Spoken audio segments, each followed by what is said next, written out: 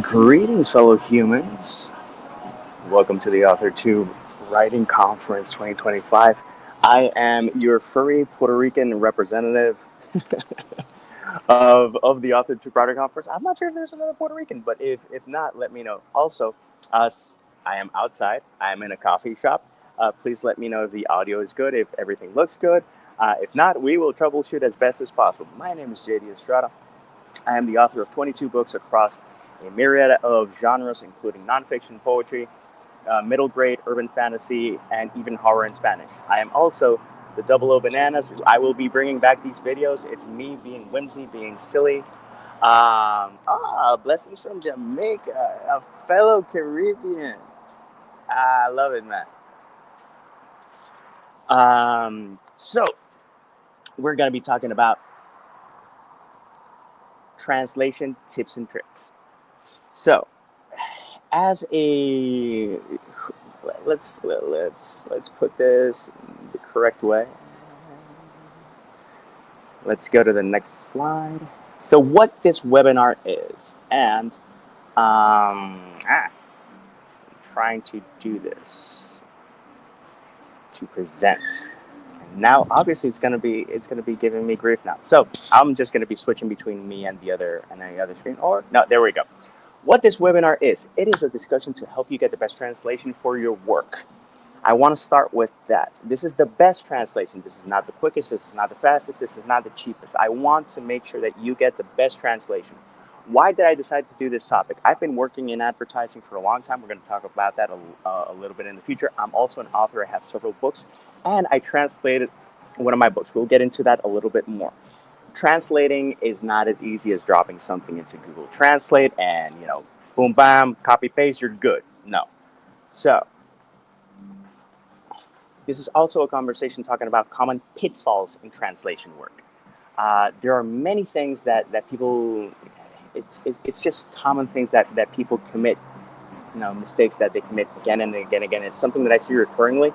And also, if you've ever read a translated book, there's two options. Either it really works and you enjoyed yourself, or something felt off. And we want to make sure that this doesn't happen. We want to make sure that people read it and go like, woo. Also, recommended steps you should take, and also things to avoid. I have real life examples. I have the good and the bad and the ugly. We're going to get there. And then the things that you should do. What this webinar is not. It is not a step-by-step course to do everything yourself. Even when I did a translation of one of my works, I needed help from someone because you need an objective eye. I'm bilingual. I've been bilingual since I was 5 years old. The thing is that decoding, and I'm going to do a little party trick. Let's. Okay. Hola, me llamo JD Estrada. Soy un autor de Puerto Rico, and I've been a published author for about 13 years, 14 years. I don't know. I lose track of time. Lo importante para recordarte es que yo hablo en español, and I also speak in English. And when I'm doing this, the machine in here está corriendo a la misma vez in both languages. If you listen back to this, the syntax should be there. And it should not be lost. What this course is not an AI love fest. Everyone is either hating or loving AI for everything, and some people want to use it for everything. It is a tool, but just because it is a tool doesn't mean you have to be a tool while using it. You have to be responsible, ethically responsible, and also professionally responsible. You got to do the work, and you got to put in the effort. A lot of people don't want to. That's your problem. I'm not here to talk about that. If you want someone who's going to give you 5 steps that you have to do to translate something in 2 days, you do you, boo. So this is not super fast. It is not an AI love fest. It's what I do, and I'm bringing some of my processes from my day job. So I have to do things right in my day job to make sure that I keep my day job, so then I can play in the pages. So, next slide. Let's bump this up. Every corner you cut, every single corner you cut is a risk you take. I'm not here to tell you to cut corners. I'm telling you, you can cut a corner. But every time that you cut a corner, it's a risk that you take. And if you cut a corner here, you better be ready here to make sure that whatever you did here is not going to impact the end product. Here, the takeaway is always going to be do your best to make sure that the end product works for the language that you're writing for, which is something that a lot of people might have a little bit of struggle reconciling with. So who am I? My name is Jay Estrada, author of 22 books, 19 in English, 2 in Spanish, 1 bilingual. So one of those English books is actually the full English version of my bilingual collection. My bilingual collection is called 2020. It's half in English, half in Spanish. There's a bilingual poem talking about living a bilingual life in the middle. So I was like, okay, this should be pretty straightforward from Spanish to English. And I quickly realized that the way that I write Spanish is very Puerto Rican. It's very regional. There's colloquialisms, and there are a lot of things that I did to give myself challenges. Not problems, challenges and opportunities, both. I've been bilingual since I was like 5 or maybe even 4. I'm not exactly sure. The people that I could ask to double check when I started speaking in English have passed away, unfortunately. But if I go back and I think to the cartoons that I grew up watching, I'd say 5.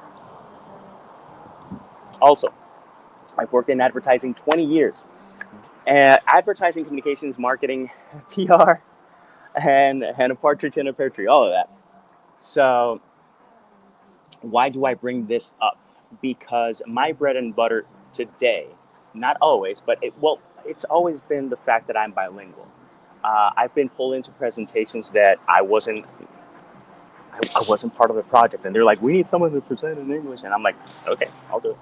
I had about 30 minutes to read through the deck, read through the concepts, and make sure that it worked and that I understood it, and then I presented, and we won the account on 3 occasions in that particular agency. And other times, I haven't been pulled in last minute.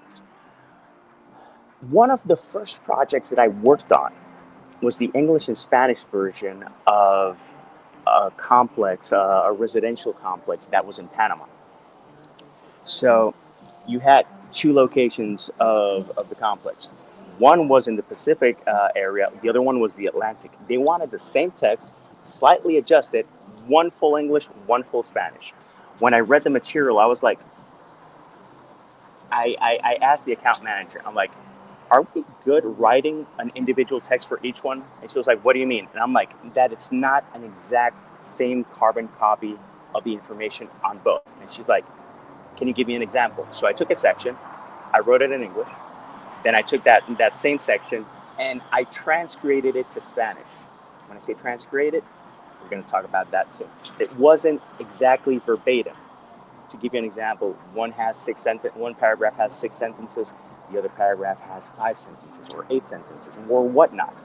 It's you leveraging, it's you flexing the language to the maximum point that you can, just to make sure that people understand it, get the message, and that they understand the calls to action. So I bring that because that's part of my experience. And part of my experience also is having 10 minutes to look at 5 concepts, and they're like, which 3 work best in a transcreation? And I'm like, okay, and I look at it and I go, the easiest apples to apples is this one. The one that I think there's more opportunity for cultural nuances is this one, and this one can also work, so you have a 3rd option. Let's go. That's my day-to-day. That's my reality. And it's a little nuts, but it helps me pay the bills. Also, I'm actually coming to you from Puerto Rico. So I'm on the outside. I'm drinking hot tea. People are going, why in this weather is he drinking hot tea? And if you know me, you know. So next slide. Translation versus transcreation. Let's bump this up a second so that you can take this in. Take this in. These are not the same things. This is not the same thing. This is not the same process. There are differences. What are the differences? Translation. Take a message, put it in another language, and be as accurate as possible. When I say accurate as possible, what do I mean? I mean being as accurate as possible. And this has challenges. There are terms that don't translate well. There are phrases that won't translate at all. But you're looking for the most apples to apples. And that's part of what I do a lot in my work. There's a lot of work that I do that uses plain language, because I work a lot of health-related and community-related efforts. And those efforts require a grade 5, grade 6, maybe grade 7 language. So it's easier to translate. Why do I bring this up? Because translating that type of language is easier. You still need reference materials, you still need a guide, and you still need to do QA. QA is quality assurance, but we'll get into that soon. Okay, so if this is translation, what's transcreation? Let's read. Let's do like they tell us never to do. The process of adapting a message from one language to another while maintaining its intent, style, tone, context, and cultural relevance. I hate reading from the screen, but why did I do that? Because this is as precise as I can tell you what you want to do. You say that you want to translate your work, but also you want to transcreate it. You want to make sure that whatever you wanted to communicate in the original language gets preserved in some way, shape, or form in the other language. So transcreation, rather than apples to apples and in a direct transfer, it has more of an alchemy feel to it. It's alchemy because you put in certain things and you're going to get something that's a little bit different, but the same. So you're looking for that core, the core story, the core message, etc. This varies in challenge if you're writing nonfiction. If you're writing something that is set specifically in a region, if you're writing poetry, we're going to talk about that a little bit because I have helped people before, and we're finalizing a project with that. And I translated some of my poetry, and with novels as well. Some jokes don't translate, period. And that is a reality. That is a reality that you have to face as a storyteller or as a communicator. Always think of yourself like that. You have this. You wanted to get here.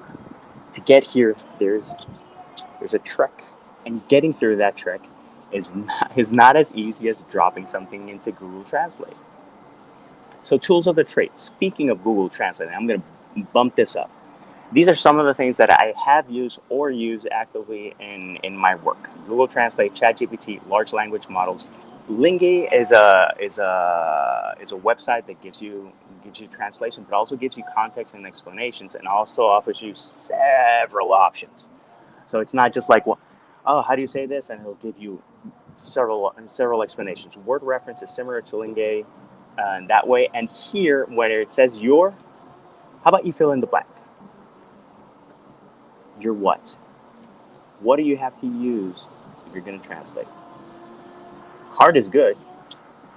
We need it to be alive, but you need to use your brain. And a lot of people are using Chat GPT and AI to such a level that cognitively, MIT already released a study of people who are using Chat GPT too much. So if you want to use Chat GPT, that's fine. Just make sure you do something to flex and work out your brain, because if not, you're gonna get dumber. And here, cabeza, coco, cerebro, all of these things, that's what you gotta use. And here's an interesting question. When translating a book, do you prioritize staying true to the original syntax or semantics to preserve the author's voice, even if it means it might sound slightly unnatural in the target language? This is a great question. And it's a great question for me because when I translated 2020 to 2020, there's a lot of things that I had to do. I'm going to get a little bit more into that. But for me, what's most important is to stay true to the voice. Since I'm bilingual and I can read what I'm doing and know what's going on in both languages, I can be more involved. I can be more in depth with that. I can have more agency and more control over that. Plus, I can be conscious of what works and not. And putting on that hat is not as easy as you think. My process. By the way, this presentation had some animations that made this flow so much better, but right now you're getting all the info. So imagine here, everything's coming out one thing. And also, I have to bump this up. Critical thinking skills are disappearing, unfortunately, and it's happening at an exponential rate. Again, using Why do I use Google Translate? Let's go back. Why do I use Google Translate over Chat GPT? Chat GPT I use to get options for headlines when I've gone through 3 rounds of headlines and they're not getting approved. That they're like, oh, can we try something else? And then I drop a prompt in chat, see some options, and go like, okay. And that just gives me ideas. I write the thing. I don't do copy paste because I hate doing copy paste. That's me. So why do I use Google Translate? Because it kind of sucks. Because it's not perfect. Because it doesn't do the full work. Because you're going to have to check the text that you drop into Google Translate, and you're going to have to check it back. To clarify, large language models, LLMs are something that are getting more popular, and with the advent of AI and how much a lot of companies are pushing, try to imagine that you have a software that feeds off text that you feed it. That's the simplest way. You can look for more information on that. It can definitely help. I've used one that was clunky, and then the more you used it and the more you drop reference materials. So we were a group of 3 copywriters in a specific team. The more we dropped PDFs and Word documents into that file, the better it got into recommending translations, because we did it per account. When you're talking about an account, the brand language, it to give you an example, when you translate the word straw, if you say straw in Australia, New Zealand, Canada, or the United States, people are going to understand you. Spanish. Straw is sorbeto, sorbete, pitillo, pajilla, bombilla, and who knows what else. There are about 9 different ways to say the same thing, and depending on who you're talking about,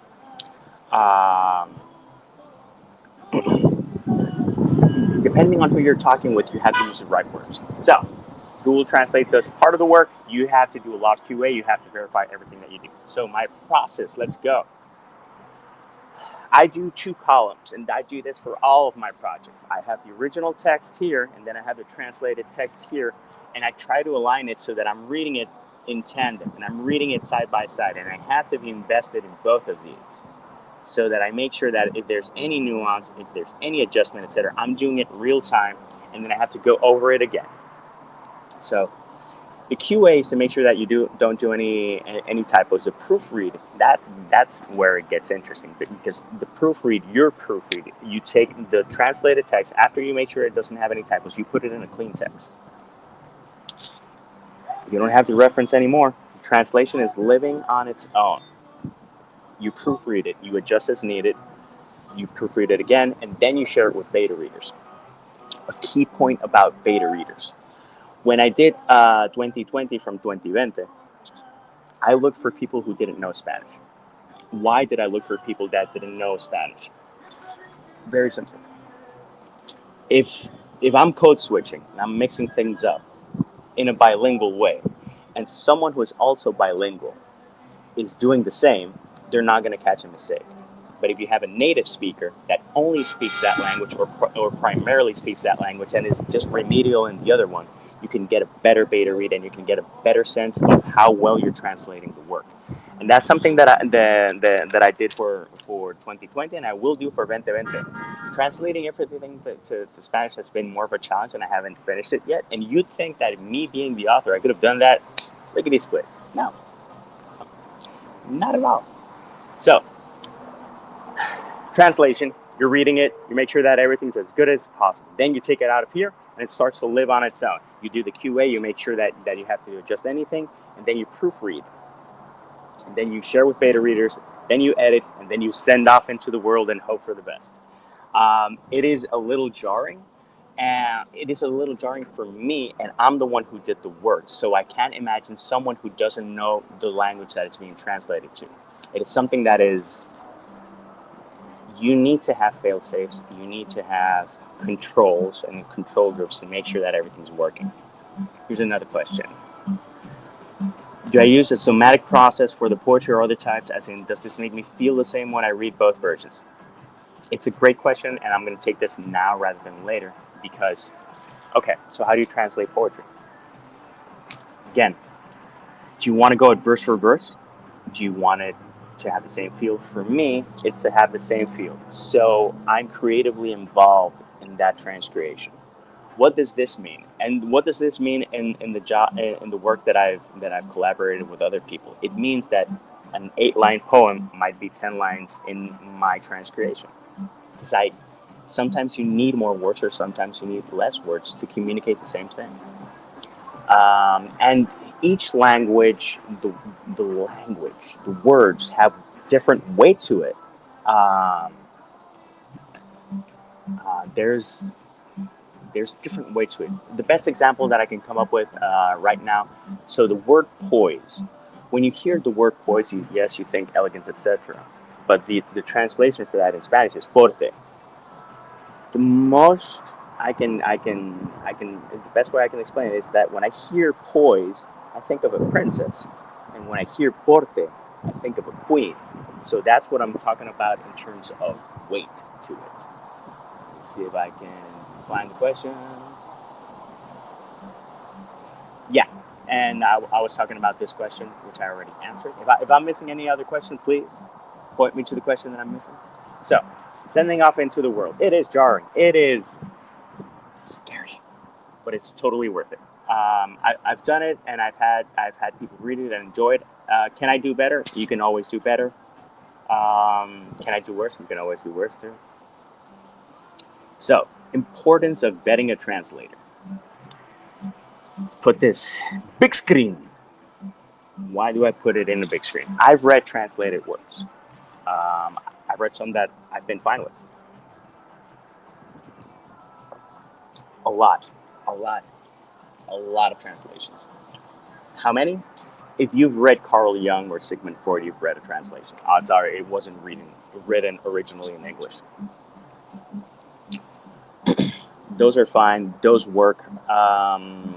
Or at least I haven't tripped up on some. There's a book that someone once gifted it to me so that I could read it. Anyone whose books I read, they know I will be honest in my review, good, bad, or ugly, and I will always try to be constructive in my review. This wasn't a long book, and I'm not going to say the title of the book because it got 1 star from me. And it got 1 star for several reasons. First off, it was a poorly translated work. And just from the start, you know that it's a poorly translated work. You read something and it just reads clunky. And my first translation job, I was actually a tutor in college, and then I was an English mentor in the Language Across the Disciplines department in Universidad del Sagrado Corazón. So I'm very familiar with people who just drop stuff in a translator, put it in a document, and think that works. And I was reading that, and it was clunky, and a lot didn't work. For me to give something 1 star, I have to go like, okay, what's the plot, translation, can I differentiate the characters? All of these things were lost because the person who they hired did a piss poor job, and I can't phrase it otherwise. Would I read the book in Spanish? Maybe. But we had a hot exchange because I dropped a review and then the person was really upset. Clearly, no one's gonna like a 1 star review, but I'm not gonna pussyfoot around anything or BS anyone. You know, if it's good, it's good. If it's bad, it's bad. And that's the main thing for me. So I realized about at page 4 that this was a poor translation, and I asked the person. It's like, dude, what happened? It's like, oh, I gave this to a professor, and I'm like, I don't care if it was the Pope. This is off. This is super off, and he wasn't receptive to that message. So, importance of vetting a translator, super important. How do you vet a translator? Send a text, sample text for them to translate, or if you have a manuscript, have them translate 1 to 2 pages. Yes, I do. I love idioms in both languages, and that brings challenges. But it's something that you have. If you're mentally invested, emotionally invested, and you care about the work, you do it. So you need someone that knows what they're doing. Does it have to be a native speaker that's doing the translation? No, but it's someone that needs to have a native speaker level of understanding of the language. When I speak English, for the most part, I hope, I'm thinking in English. Not a lot of people think in one language, translate, and then speak their thoughts. I'm thinking in English, and cuando hablo en español, estoy pensando en español. It's just too. Some people are great at math. I'm good at these two languages. I'm not going to say languages in general because I could learn more languages, but I haven't. We can talk about that later. But send the text sample. You read it. See how it feels. If you don't dominate the language that you're looking to translate your work to, look for someone who is. Look for someone who's a native speaker. Look for someone that's going to help you out, even if you have to give them $20 just to read that paragraph or that page. It's money well spent because it'll avoid you just doing poorly.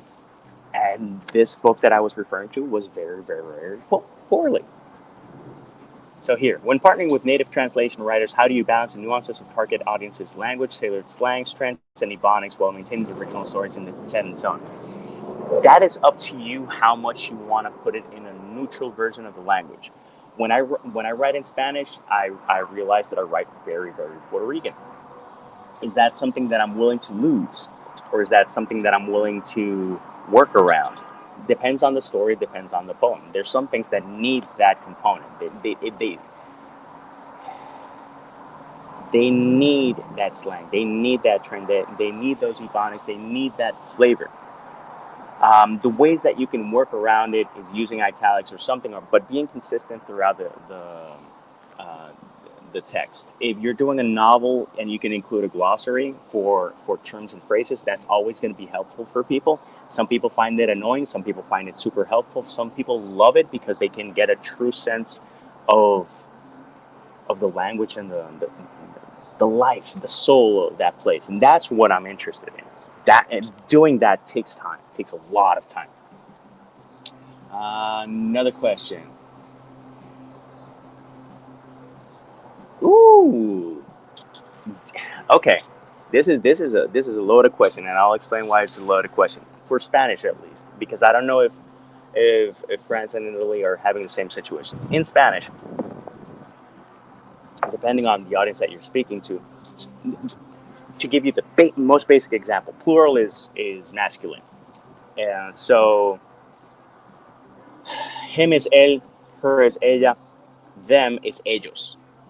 O establishes male gender. A establishes female gender. In most instances, it's shorthand. It's not in all instances, but in most instances. This can be very tricky if you're writing to a very progressive audience. Some people use the inclusive language, which is rather than use O or A, they use E. I'm in my 40s. To me, it sounds like you're trying to appease people, but in the wrong way. And for me, it sounds disingenuous. I'd rather my behavior be inclusive rather than the language that I use, because I know a lot of people that don't use pejorative language who are absolute trash bags. Let's call it that. It is definitely a challenge when you're doing nouns, and that's one of the things that you need. After you use a translator, you need to have someone check what the translator did, because the translator is focused on one sole thing, doing the thing, getting from one language to the other. They can switch hats, but you're running the risk. We autocorrect constantly. When we're writing something, typos, go away, because when we're proofreading, a couple of tips for proofreading. First off, read it out. Second off, you can have Microsoft Word read it out for you. And if there's a typo, you're going to hear something that's off. So, yes, it's a big challenge. Yes, there are ways to address it, but you need people who are native speakers on your side. Otherwise, you run the risk of having a typo. But a typo and a major mess up are two different things. Here, the aspirant authors who code switch between languages. What strategies can be employed to find a happy medium in writing that effectively conveys both cultural roles without sacrificing authenticity? I'm going to talk about one of my short stories because I had to get creative with that. But if anyone has an answer to this great question from Leon, by all means, drop it like it's hot, because that's a great one. Another one. As a translator, what's your biggest pet peeve when reading a translated work? And that is clunky, that it's using, that it sounds like and reads like a translation and not something that's natural. It's my absolute worst peeve. One thing is for it to not work. Obviously, that's going to be the worst. Pardon me, there's a huge Mack truck. There's always trucks passing by, but that's Puerto Rico.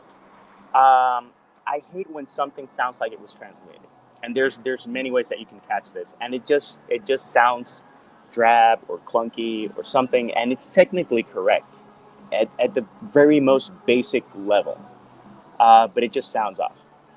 And for me, the challenge is to make it sound authentic but neutral, which is very tricky, but it's something that I've been doing for a long time.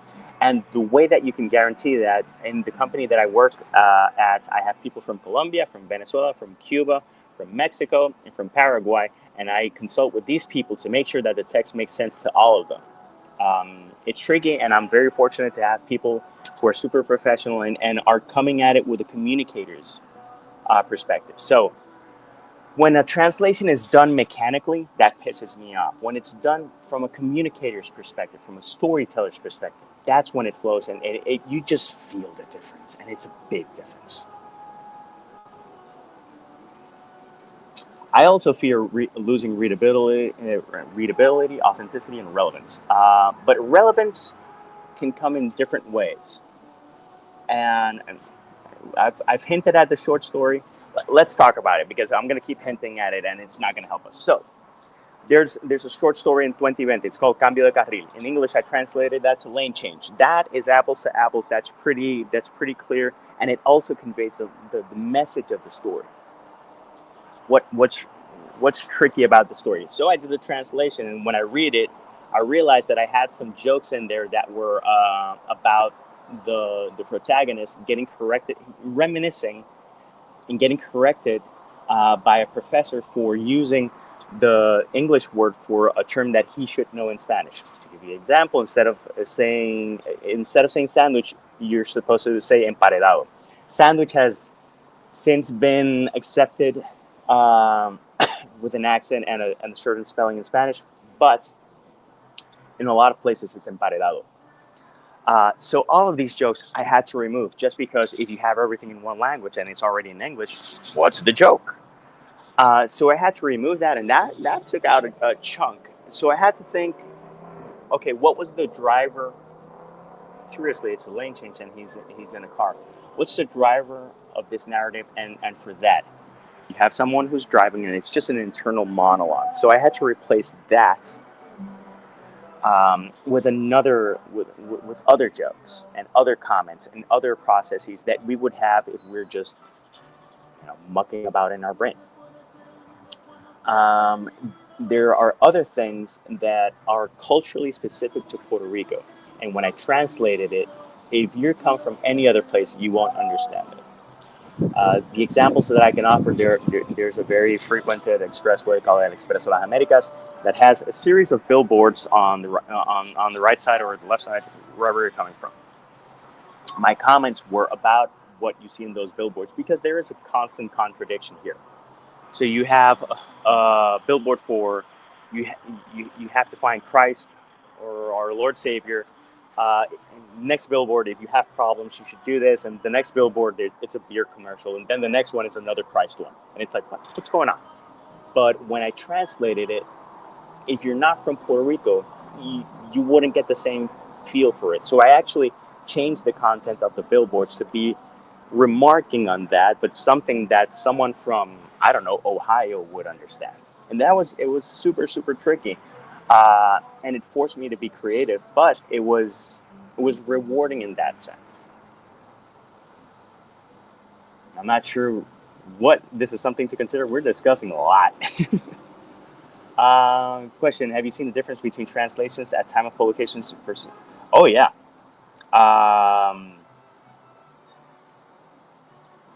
If you rush it, you will pay the consequences. That's my experience in most things.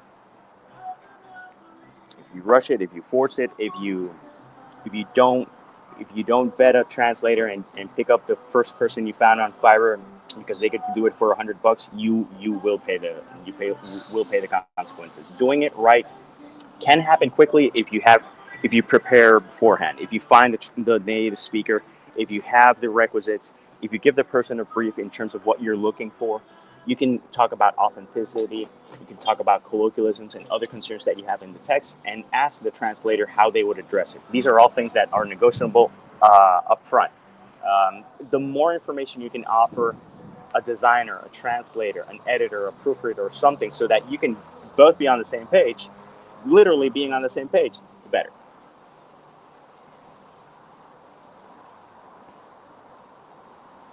Oof. It is tricky, and this is why I did this and brought this topic, because a lot of people just want to half-ass it, and if you half-ass it, you're going to get half-ass results. So the importance of listening. Let's bump this up, people. Okay, so you did the work, you found the best person possible, translated, it's published, and then you get one review from your cousin that says, oh my God, this is the greatest thing since sliced bread. This person is awesome. You have to love them and worship the ground that they write on. Your Nana felt the same because she's so proud of you and you're awesome and you're her favorite, and obviously left a review. Then there's a scathing review. I have to read the scathing review and see what the scathing review says. If what the scathing review says makes sense, you have to revisit the text and you have to go with a plan of action, depending on how bad. With beta readers, listen to beta readers. I had, this applies for your stories in general or for a translation. Listen to beta readers and listen to what they have to say. Some might have an idea of what you should do with the plot. If you want to take that on board, that's up to you. Other people might say, I don't understand this. I don't get this. This is confusing. Those are three things. Those are three flags that you really have to pay attention to. And I do pay attention to, and I do take it to heart. And when someone says something, I read it, internalize it, and the next day, not that day, the next day I read the story with this in mind to see if I spot it. And if I spot it, trust me, I'm going to do my best to fix it. By the way, if you're looking for 2020, if you want the bilingual version, it's 2020. If you want the all English version, it's 2020. If you want the Spanish version, give me a couple months. I'm a busy lad, and I'm tired. But I'm gonna get it done this year. I promise that it's gonna get done this year, and it might not be the only thing, but I'm not gonna guarantee anything. El truco. El troco. If that's talking about a truck, or la troca, female. That's in Puerto Rico. Puerto Rico, you hear a lot of people say la troca. People have asked me if I'm ever going to translate this. Not yet. It's 164,000 words, and it's intense. Will I do it one day? I think I'll do the audiobook, me recording it first before the translation. But you never know. I'm probably saying that now, and my brain is going to go like, do the translation. So I brought this one because this one's huge. I mentioned that I worked on a translation recently. It was a poetry translation. Translating poetry is tricky. And it's tricky because sometimes plays on words, and particularly poetry, it can go so many ways. So my notes included questions to the author about the original text.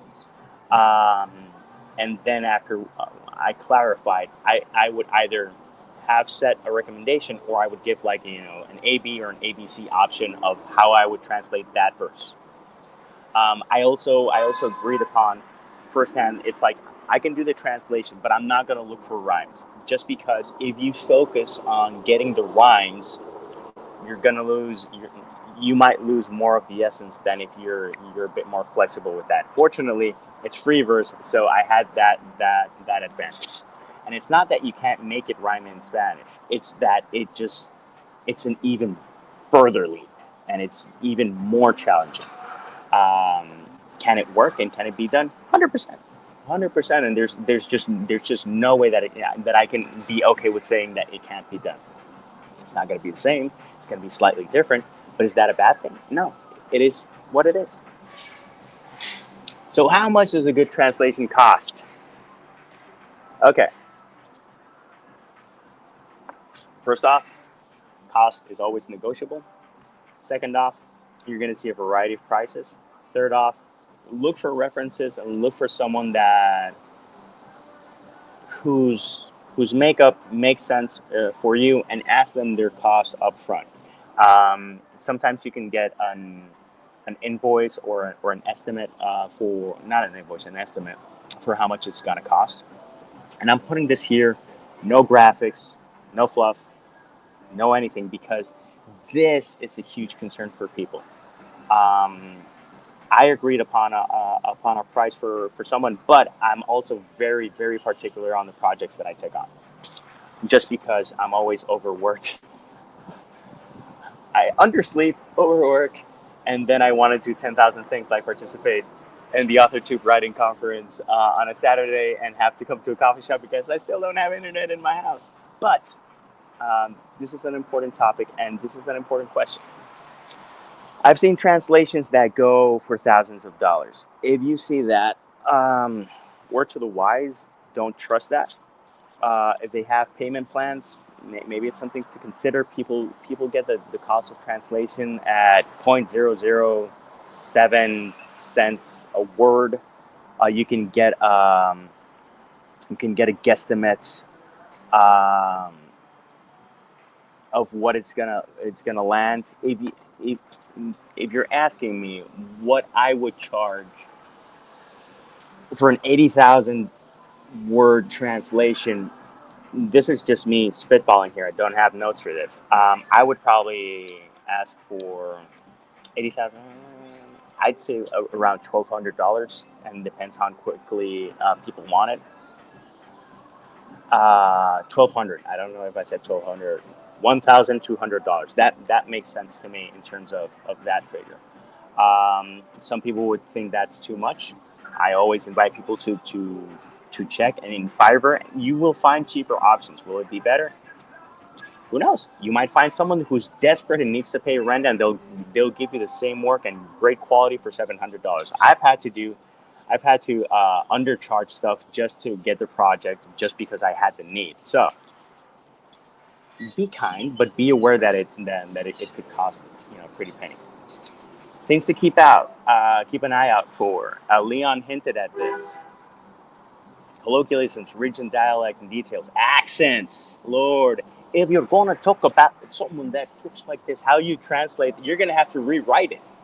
And you have to be conscious that you're going to have to rewrite it, or for when you send to the translator, you have to write that out and ask them to bold it or gray it out to know it's your character. And then you have to figure out how you're going to communicate the accent. What a lot of people do is, like, if you're using an English, Scottish, Irish accent or something like that, they use a Spaniard accent, and there's a variety of that. It just depends on what feels good for the character. Regional dialect and details. What I mentioned about the short story, the stuff that only people from Puerto Rico would get. I don't want to exclude people. I didn't want to exclude people from that story. And I didn't want to bring them to Puerto Rico because it's not that type of story. There are some type of stories, like, when you think about Da Vinci Code and stuff like that, that just immerse you in that world, so that you go, if you go visit, you're going to see that the Louvre, the window is not there, but it's here, but it's pretty accurate. And little details like that. That story was not like that, because of the nature of billboards, they're going to be changing constantly. Unless you live here, you're not going to get the joke. Anything that brings you a struggle to properly convey, think about it. You got to think about it. So here, last thoughts on translations. I'm going to bump this up. Some things can be lost. Some things can be gained. Some things translate poorly. Some things don't translate. And here's where you need to be creative. Let's bump that down. Let's start with the first one. Some things can be lost. Colloquialisms, regionalisms, the flavor. That can definitely be lost in a translation. How are you going to compensate in your story to make sure that it still conveys the flavor? It could be a description. It could be a line. It could be something. You have to, when you reread your text and when you're reading it with an editor's mind, or someone reads it and they go like, oh, this feels kind of flat. Listen to those comments, because if it feels flat, it probably is. Some things can be gained. Sometimes you get a translation, and I've had instances where I translate something and I go like, hey, that even works better in this language. And that's happened in several projects where the client preferred the adaptations, because I rewrote the radio spots in Spanish than they did in English. And it's not an isolated case. But I looked at each one and I was like, how can I leverage language and the audience? How can I connect with the audience the most? Some things translate poorly. Oh Lord, that is so true. And some things don't translate. And I'm gonna give you a real life example. So if you talk about colorectal screening is 2 words. Pruebas de detección de cáncer colorectal. 6 words. 6 words versus 2 words. You can already see the challenges that you can have in language. But you have to. That's when we go back to plain language and make sure that we're hitting the notes that we have to hit. When I was translating the poetry in 2020, I saw opportunities to do something that was still true to the soul of the piece. And I was really happy about it, but that was me doing the work and being involved with it. The more you can be involved with it, the better. And maybe if we're talking about poetry, maybe it's having someone explain how they translate it and what it says. And if there's any differences, ask them to call it out and to explain it a bit better. Some things don't translate, by the way. Or the translation is just piss poor. We're not going to go with more examples. You can look for a lot of things. But the invitation is to always be authentic, to always be creative, to always be genuine. And here, the more involved you are with the translator, if you don't dominate the language that it's translating to, you need a point of reference. You need to triangulate. So you as the translator, there has to be someone else that also speaks the language. And I say it has to, but it's actually an option. Why do I say that it has to be? And I'm like, if you want the best translation possible, you need to be able to have a conversation with a person that knows the language, that they can call out any faults, and do it in a way where you can have dialogue, where you can get a plan of action, where you can engage with the story, with the message, with anything that's trying to be conveyed, because you don't want to lose it. No one wants to lose it. No one wants to lose anything. And here's the Q&A. I think there are some other questions. By the way, working with my Chinese friend, getting the milk for free to... But you bring up interesting points. So, the cost of a translation. I would be willing to exchange services with someone. So I would help translate or edit or proofread or something in exchange for a translation.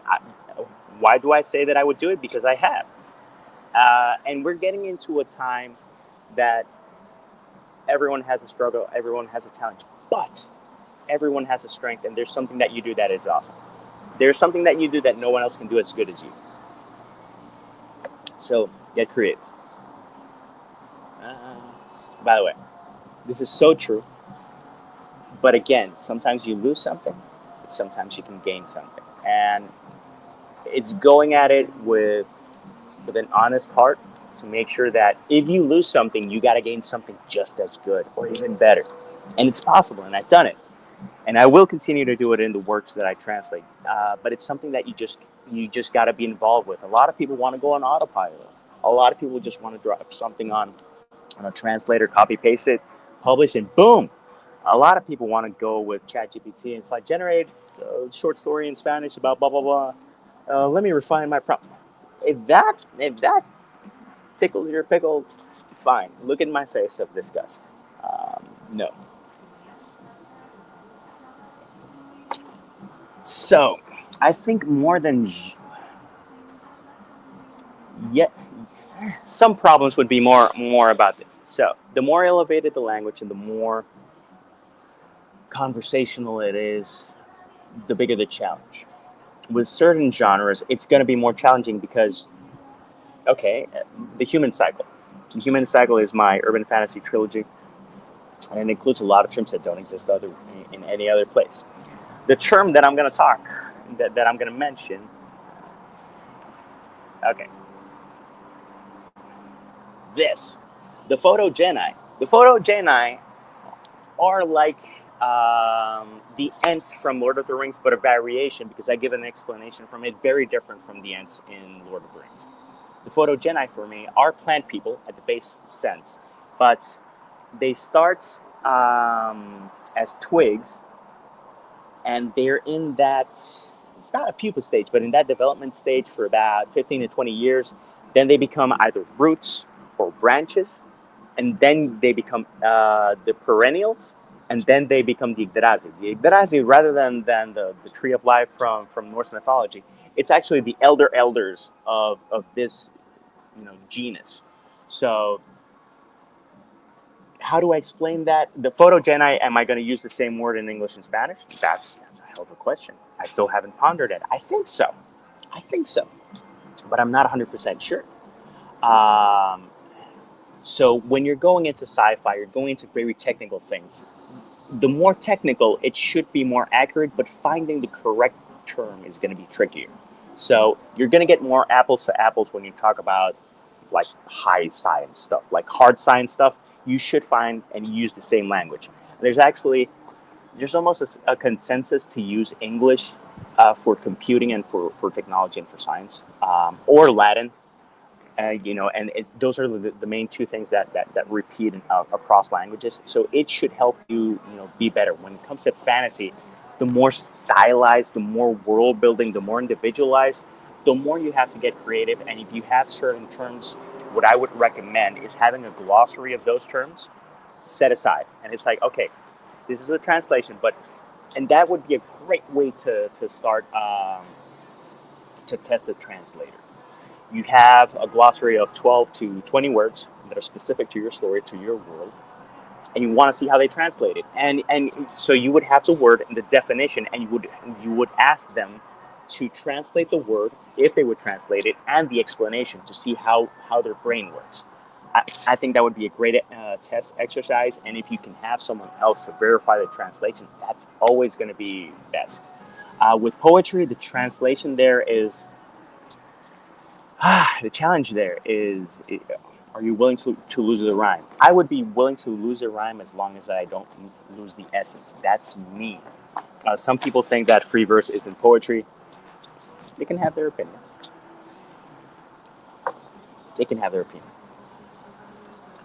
Okay, feels kind of flat. Translating accents can be tricky and then some. What you can do, I'm thinking about how I would approach certain things, because I have characters in stories that use slang, but not something Creole or something where even how I write it would change. The way that I would approach it is that, again, I would reverse engineer. So you have the slang. You would take the slang, you would put it in plain language, and then after you have it in plain language, you would highlight and ask the person, how would you stylize this? If it's for a certain character, ask for an example. And this is heavy lifting. And that's why the cost of translation depends on who you hire. And it's not something that you want to lose, because some characters, they need that flavor, they need that accent, they need those colloquialisms, they need them. So that your problem is that you need a solution, but you're not the one that's going to get the solution. You got to talk to a translator and find, search until you find someone that gives you an explanation that you go like, this feels right. Doesn't feel flat, feels right.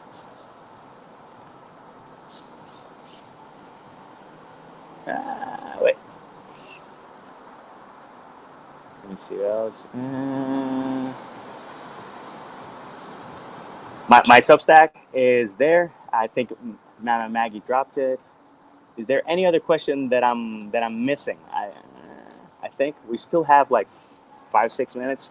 By the way, make sure to fill out the survey of the event.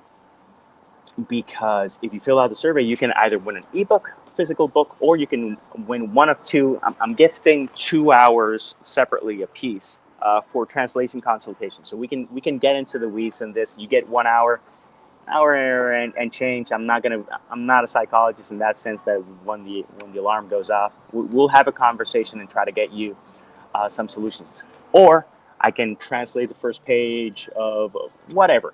You got 1 hour with me, and I'll use it as best as possible. I recommend we have a conversation about how best to translate.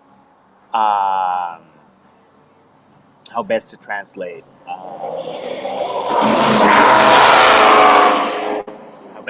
my reaction to that car going way too fast in an avenue that shouldn't be going that fast. How best to translate your work or recommendations that I could give you to give to a translator. So we can discuss all those things.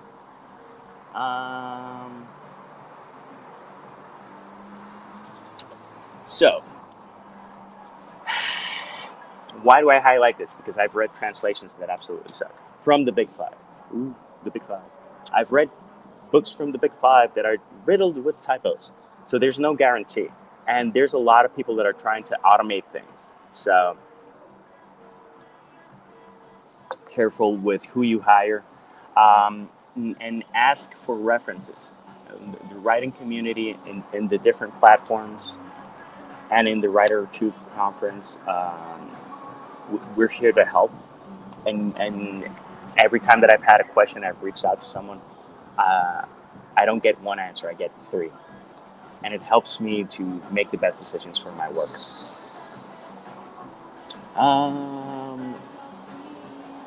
Where's the final question?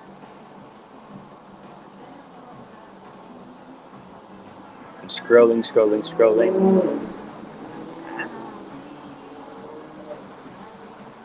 I'm not fine. I already answered that one. Can you copy again the question from Felicia?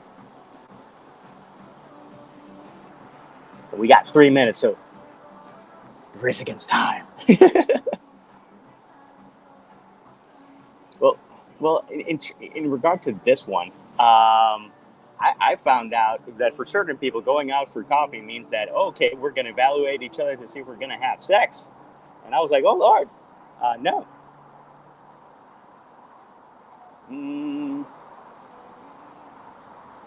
I can't find the question from Felicia. If someone can copy it, please. Please.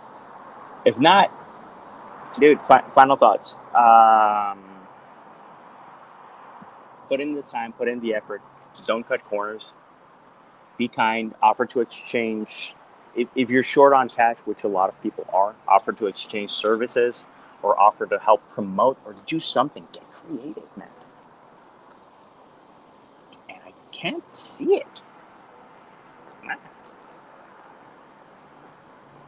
That is odd. I can't see the question.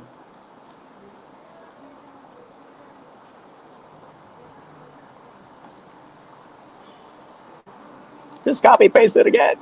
I can't see it. Or text it to me. I'm not sure. Okay, is it a good idea? Yes. Make sure that you have beta readers, but I did mention this before. Make sure that they're native speakers of the language that they're reading. For 2020, I had people who don't speak Spanish proofread it. No, beta read it. I'm going to have people that are mainly Spanish speakers beta read 2020. And here, question, beta readers for English version, check. Beta readers for other languages, on it. So ask and you shall find. If you need beta readers in the language, you ask for help in the community and people are going to help you, man. Also, here's the next session. That link is in the doobly-doo. Thank you all for joining me. If you have any extra questions, drop it in the comment section or contact me in any of my social media platforms and I will be happy to answer.